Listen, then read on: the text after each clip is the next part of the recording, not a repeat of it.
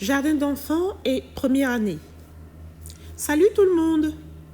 Aujourd'hui, vous allez faire une activité de lecture qui nous montrera votre activité cérébrale pendant la lecture ou pendant l'écoute d'un texte lu.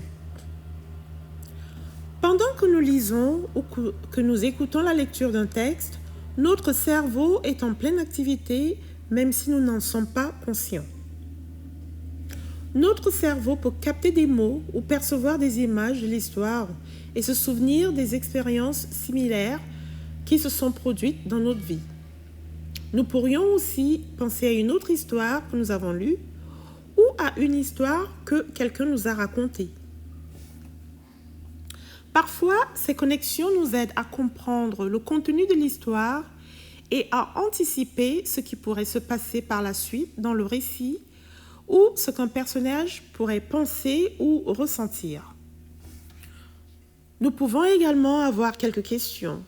Si nous avons aimé ou si nous n'avons pas aimé l'histoire, nous pouvons justifier nos opinions. Tout ce processus de pensée se produit dans notre cerveau pendant que nous lisons. Dans cette activité, vous allez nous aider à voir ce qui se passe dans votre cerveau pendant que vous lisez ou pendant que vous écoutez la lecture d'une histoire.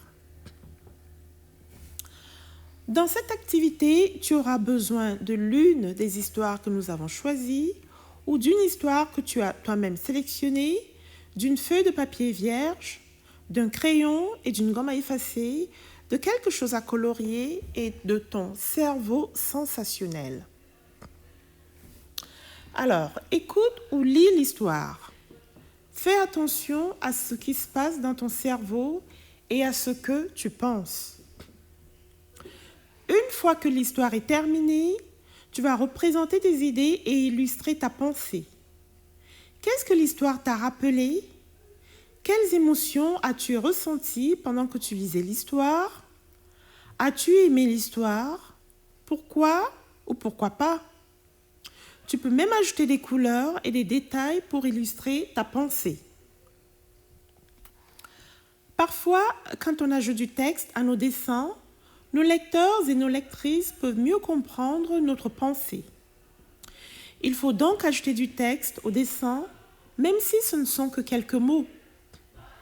Tu peux également faire part de tes impressions à un adulte ou à une adulte et lui demander d'écrire exactement ce que tu dis.